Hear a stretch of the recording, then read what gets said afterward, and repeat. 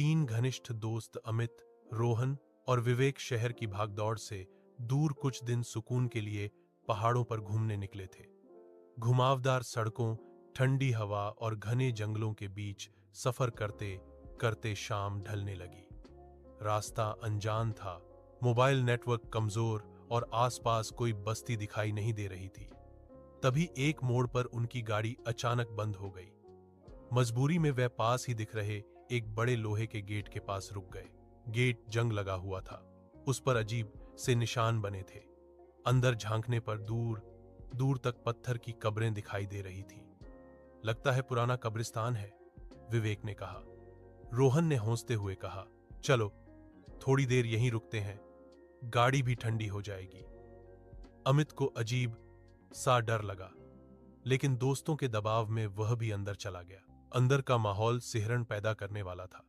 ठंडी हवा अचानक तेज हो गई और पेड़ों के पत्ते सरसराने लगे। तीनों ने कब्रों के बीच बैठकर शराब निकाल ली। नशे में हौसी मजाक करते हुए वे कुछ पुरानी कब्रों के पास जाकर पत्थरों से छेड़छाड़ करने लगे। किसी ने कब्र पर लिखा नाम मिटाया, किसी ने मोमबत्ती जलाई और हंसते हुए तस्वीरें लेने लगा। अमित बार बार कह रहा था, चलो अब चलते हैं, लेकिन किसी ने उसकी बात नहीं सुनी। करीब 1 घंटा बीतने के बाद अचानक माहौल बदल गया। हवा रुक गई, जैसे सब कुछ थम सा गया हो।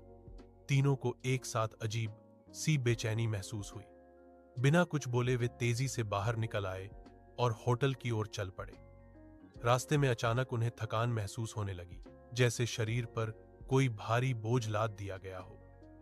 अमित को लगा कि कोई अदृश्य चीज उसके कंधों पर बैठी है। तभी रोहन ने बाइक के साइड मिरर में देखा। उसकी आंखें डर से फैल गईं।